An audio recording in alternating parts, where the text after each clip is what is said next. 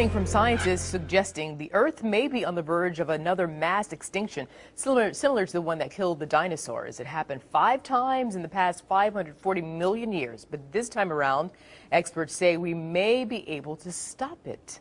Michio Kaku is a physics professor at City University of New York and author of the new book, Physics of the Future, that we're going to be looking forward to the new book, of course. All right, Dr. Kaku, getting right to it. So which species would be most at risk? Well, so far, if you analyze the last few hundred years of life on the Earth, human activity apparently has wiped out 1.4% of all plant and animal species, and it is 100 to 1,000 times faster than normal because of human population, development, pollution, overharvesting. And if you take a look at a zoo, many of the zoo animals that our children love, we may find them going extinct. The tiger, for example, may go extinct. Many of the familiar zoo animals, bears, and realize that 18,000 species are at risk. And what about climate control? What role does it play? Yeah, climate change is also involved in this thing. Independent of where climate change comes from, we see that the seasons are changing. Summers are getting longer, winters are getting shorter on average. And we always say that the early bird catches the worm, but that assumes that the worm and the bird are synchronized. Many of these the natural cycles are being thrown into disarray, meaning, for example, droughts in China going on right now, perhaps famine in certain areas. So we humans cannot be divorced from what's happening in the natural world. We can't be divorced. Is there something we can do about it? I guess you said pollution is one thing we can do. But so what happens, doctor, if there is not this sort of scientific pruning? Would the Earth be overrun with all sorts of creatures?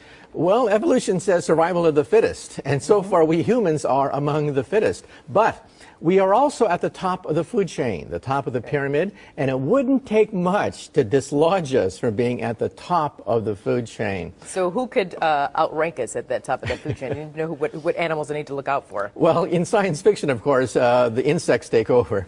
But look at something very simple. We are dependent on just a few crops, wheat, rice, and just a few crops, and if a blight were to wipe out these crops, then a huge chunk of humanity would starve to death because we're so dependent on just a few plants and animals for our existence. So should we expand our menu, so to speak, or is there something else that the Earth provides that we should be looking at? We should be wary of overharvesting. For example, overharvesting the oceans. We have drag nets, which in principle could drag the entire oceans. That's how efficient our technology is.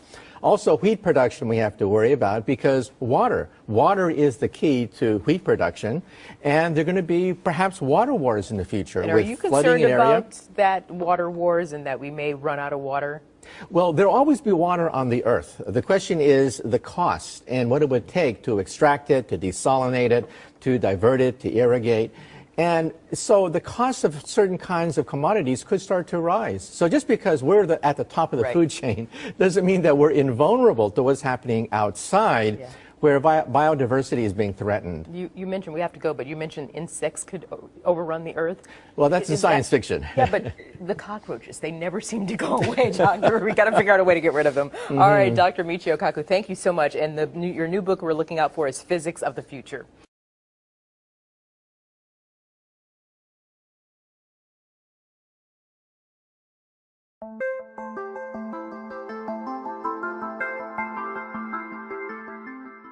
There's a giant asteroid flying towards Earth. Detected by a Russian robotic telescope, it's one of the largest and most dangerous space rocks approaching our planet's orbit. RT's Murad Gaziev looks at the threat from the void.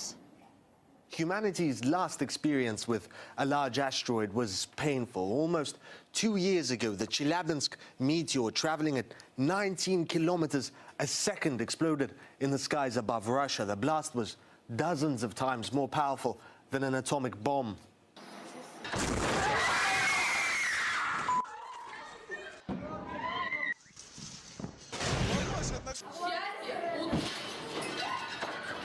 But that meteor was only 20 or so meters in diameter, weighing about as much as the Eiffel Tower.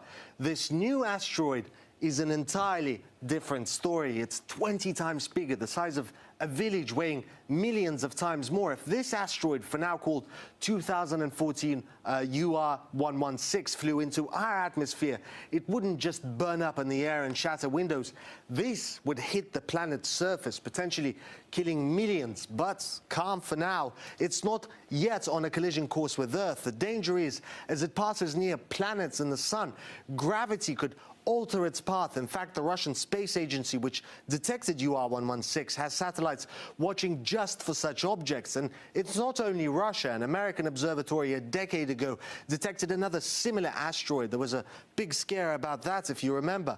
Apophis was named after the Egyptian god of evil, and asteroids that size hit Earth on average once in 80,000 years.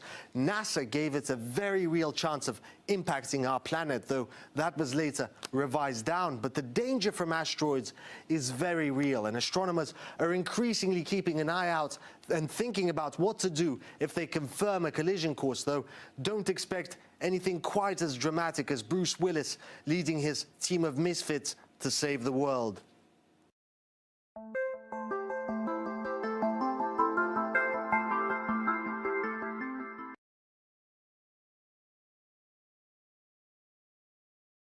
It's been almost 10 years since little Pluto was demoted from being a planet, but today scientists from the California Institute of Technology have announced that they finally have solid evidence for a planet X, a true ninth planet on the edge of our solar system. It is believed to be far beyond the orbit of Pluto, roughly the size of Neptune, with a mass 10 times that of Earth. There are things out there, little icy objects that are orbiting in a funny way, and nobody was quite sure why. It seemed like there might be something with gravity pulling on them, but nobody quite understood. And finally, these scientists that you talked about took a really hard look at it, did simulations, calculations, and they came up with the explanation. It probably is this giant planet. I think I read somewhere it orbits the sun every 10,000 to 20,000 years. Right.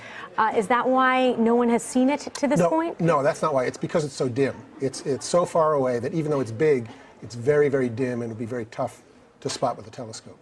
I'm also fascinated at the idea that this planet could be so far out there and still our sun be the mass that is keeping it in the gravitational pull of our solar system. Right, yeah, but no, it's true.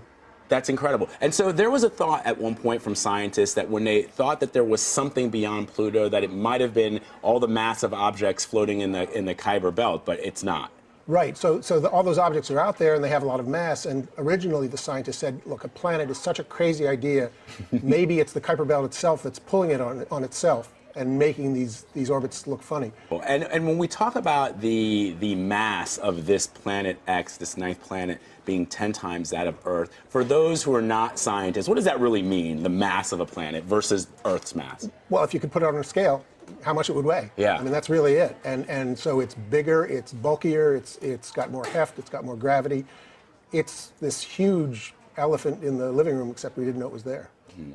You mentioned that scientists haven't seen it yet because of how far away it is and how dim it is. Is there a way for them to get visual evidence? Yes, so the biggest telescopes in the world can theoretically see this thing if they're looking in exactly the right place.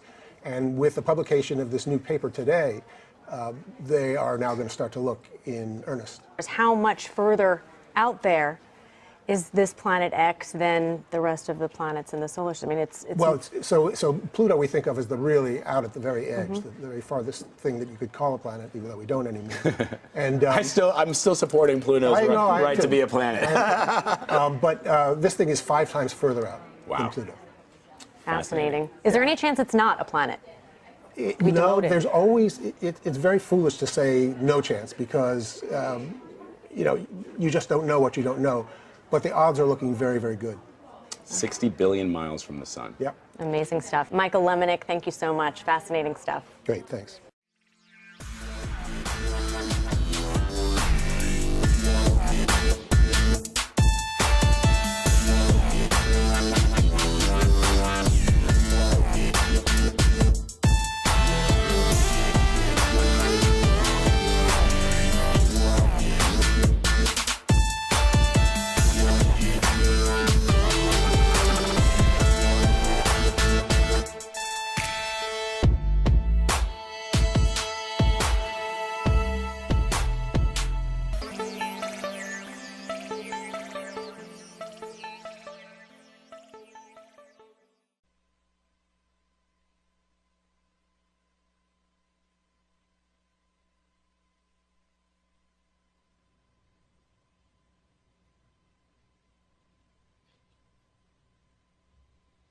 Good afternoon.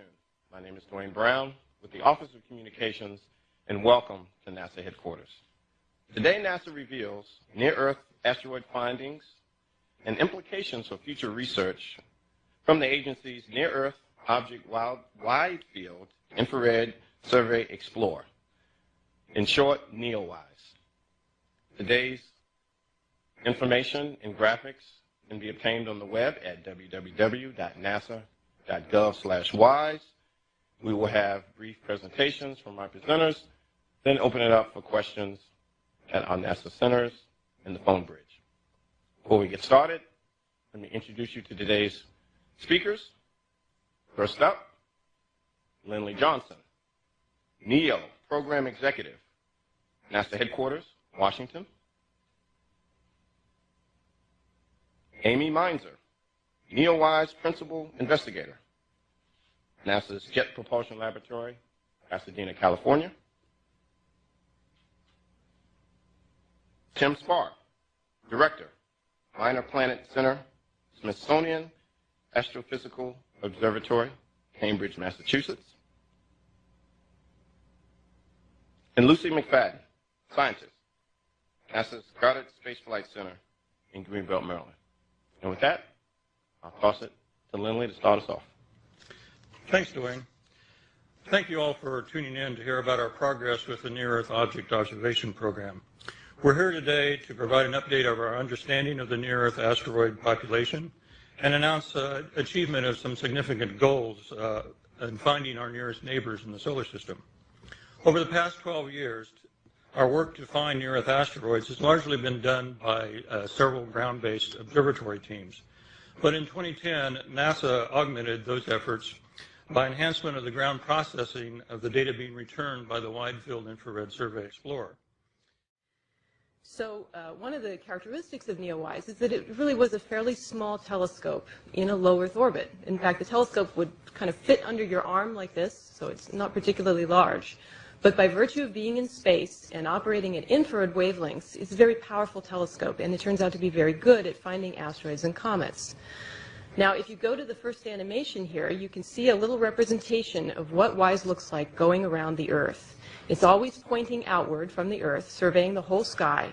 And as the Earth goes around the sun, this allows the telescope to very quickly and efficiently carry out a survey of the whole sky.